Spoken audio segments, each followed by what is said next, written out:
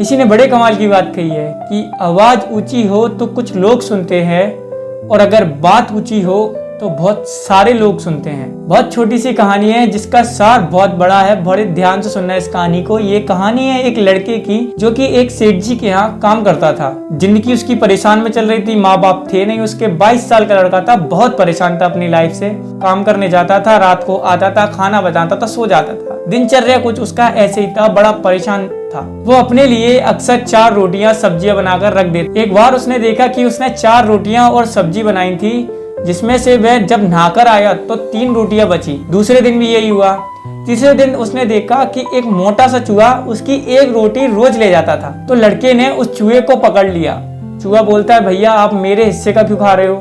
कि मेरी किस्मत में है ये रोटी, मुझे ले जाने दो। लड़का बोलता है, भाई मैं वैसे ही परेशान हूँ अपनी जिंदगी से, तुम 1 रोटी खा लोगे तो भाई मैं क्या खाऊंगा, मेरे लिए 3 रोटी काफी नहीं है, तो बताओ भैया मैं क्या करूँ? चूहा बोलता है, तुम्हारे सारे सवालों के जवाब गौतम बुद्ध जी के पास हैं, उनसे जाकर पूछो, वह तुम्हारे सारे सवालों के जवाब देंगे। लड़का मान लेता है चूहे की बात और वह निकल जाता है दूसरे दिन गौतम बुद्ध के आश्रम। लड़का दूसरे दिन निकल जाता है गौतम बुद्ध के यहाँ। रास्ता काफी लंबा था, जाते जाते रात हो गई। रात काफी हो गई थी। उसने यहाँ वहाँ देखा तो उसे एक हवेली नजर आई। हवेली में एक मालकिन रहा करती थी और उसकी बेटी रहा करती थी। वह उस हवेली के पास गया और उसने रुकने के लिए जगह मांगी। उस मालकिन ने पूछा, भैया तुम कहाँ जा रहे हो? लड़के ने बताया, मैं गौतम बुद्ध के यहाँ आ रहा हूँ। तो मालकिन बोली, वाह बहुत अच्छी जगह जा रहे हो भैया, तो उनसे भी मेरा एक सवाल पूछना। मालकिन उस लड़के से बोलती है, बेटा मेरी एक बेटी है 20 साल की, वो बचपन से बोल नहीं सकती। और ये बात बताते बताते उस मालकिन की आंखों में आंसू आ गए थे और वो बोलती है, बेटा उनसे ये पूछना कि ये कब बोलेगी? लड़के ने बोला, जी माँ जी बिल्कुल, मैं आपका ये सवाल जरूर पूछूंगा उनसे। और सुबह होते ही वे वहां से निकल जाता है।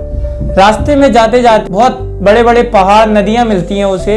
पहाड़ पार कर नहीं पाता है वह आसपास देखता है तो वहीं पे एक उसे जादूगर बैठा दिखता है। वह जादूगर के पास जाता है और बोलता है, भाई मेरे को ये पहाड़ पार करनी है, क्या तुम मेरी पहाड़ पार कराने में मदद करोगे? तो वह जादूगर पूछता है कि भाई कहाँ पर जा रहे हो तुम?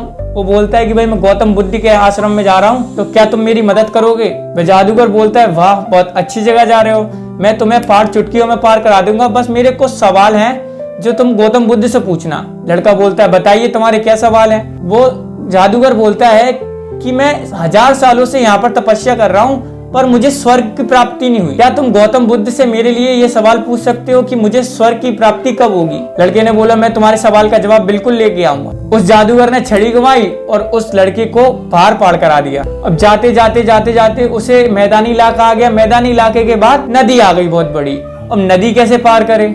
पास ही में कछुआ बैठा था तो उसने बोला कि कछुआ प्लीज मुझे ये नदी पार करा दो, मुझे गौतम बुद्ध के आश्रम जाना है। उन्होंने बोला ठीक है। कछुआ ने अपनी पीठ पे बिठा के जाने लगा। आधी नदी में कछुए ने बोला कि तुम गौतम बुद्ध के यहाँ आ रहे हो, उनसे मेरा एक सवाल पूछना। लड़के ने बोला, क्या है तुम्हारा सवाल? वो कछुआ बोलता है कि मैं ड्रैगन बनना चाहता हूँ। मैं 500 साल से इसी नदी में हूँ और मैं आज तक ड्रैगन नहीं बन पाया। मुझे ड्रैगन बनने की बहुत इच्छा है, मुझे ड्रैगन बनना है। तो उनसे ये पूछना कि मैं ड्रैगन कब बनूंगा? लड़के ने बोला ठीक है। तो फिर वो नदी पार करके गौतम बुद्ध के आश्रम पहुंच जाता है और वहां पर प्रवचन चल रहे होते हैं। प्रवचन खत्म होते हैं तो गौतम बुद्ध बोलते हैं, जिन जिनको सवाल हैं वो मेरे से सवाल कर सकते हैं, लेकिन मैं सिर्फ 3 सवालों के उत्तर दूंगा। अब लड़के के आगे समस्या खड़ी हो गई। सबसे पहले लड़के के माइंड में ख्याल आया उस मालकिन का।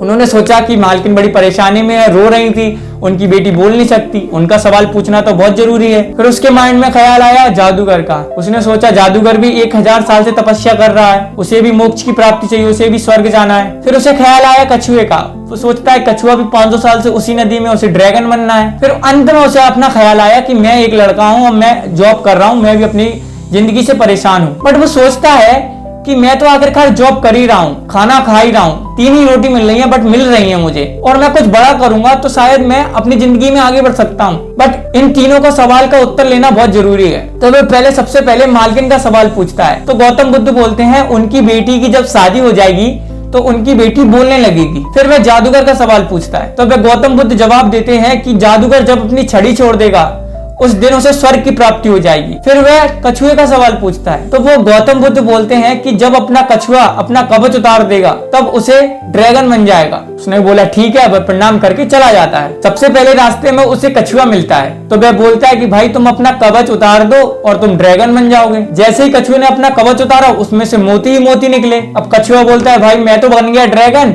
अब मैं इन मोतियों को क्या करूंगा, ये मोती तुम रख लो। फिर वह आगे जाता है वह जादूगर के पास, जादूगर से बोलता है कि तुम जैसे ही अपनी छड़ी छोड़ दोगे तुम स्वर्ग की प्राप्ति हो जाएगी तुम्हें। तो वो बोलता है मैं इस छड़ी का क्या करूंगा, ये छड़ी छोड़ूंगी, मैं तुमको दे देता हूँ। तो उसने वो छड़ी उस लड़के को दे दी और वैसे ही उसने उस छड़ी को लड़के को दी, बस उसे स्वर्ग की प्राप्ति हो गई। फिर वह उस मालकिन के पास गया, मालकिन से बोला कि भाई तुम्हारी लड़की की जैसे ही शादी हो जाएगी वह बोलने लगेगी। मालकिन बोलती है तो फिर देरी किस बात की, लड़का मेरे सामने है, तुम्हारे से अच्छा लड़का इसे मिल ही नहीं सकता। लड़का और लड़की को लाया जाता है, दोनों की शादी की जाती है और जैसे ही शादी होती है लड़की पहला शब्द यही बोलती है कि तुम तो वही हो ना जो कुछ दिन पहले हमारे घर पर रात को रुके हुए थे। लड़की ने बोलना शुरू कर दिया। लड़के के पास पैसा आ गया क्योंकि मोती ही मोती मिल गए थे।